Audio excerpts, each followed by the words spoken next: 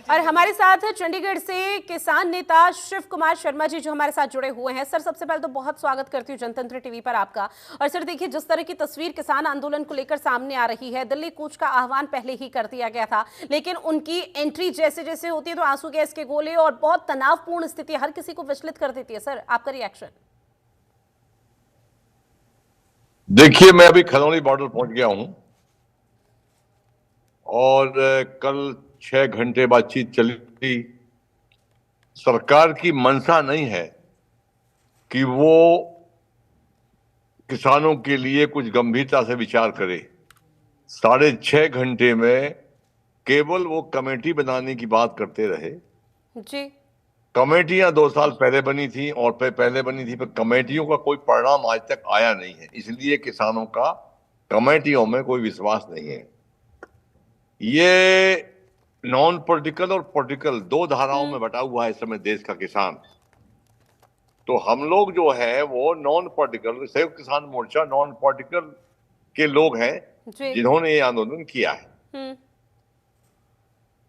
और आगे बढ़ेंगे। धीरे धीरे दिल्ली जाना है, दिल्ली सभी की है।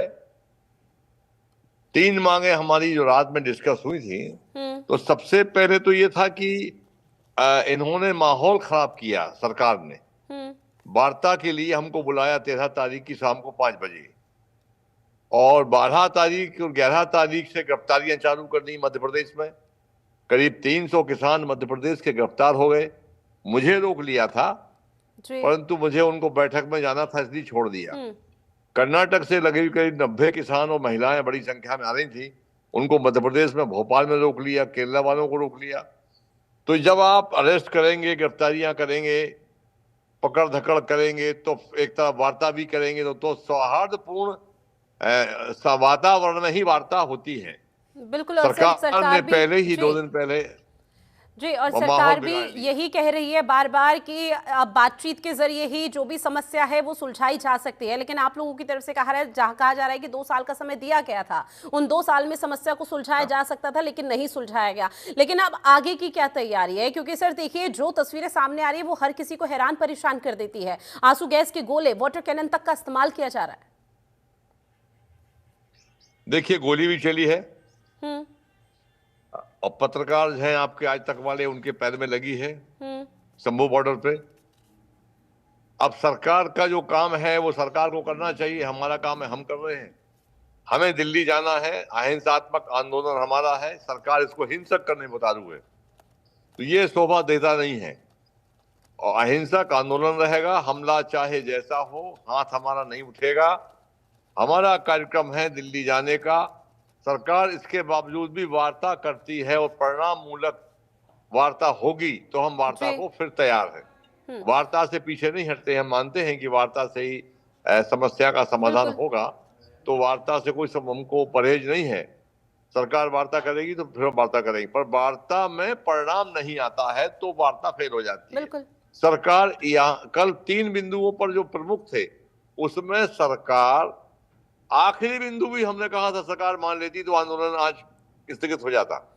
आखिरी बिंदु ये था कि भाई जो अब एमएसपी दे रहे हो, वर्तमान में दे रहे हो, इसको कानून बना दो गारंटी का कि एमएसपी से नीचे कोई माल किसान का उत्पादन नहीं बिकेगा। अगर कोई व्यापारी खरीदता है तो अपराध का भागी होगा, उस पर एफआईआर होगी।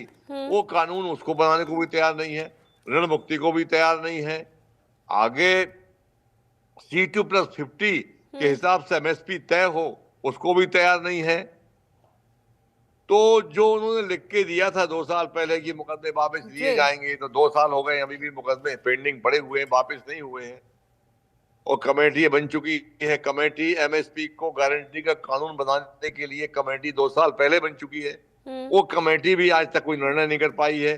फिर कमेटी बनाना चाहते तो कमेटी, कमीशन, आयोग, ये सब समस्याओं को लिंगर ऑन करने के तरीके हैं।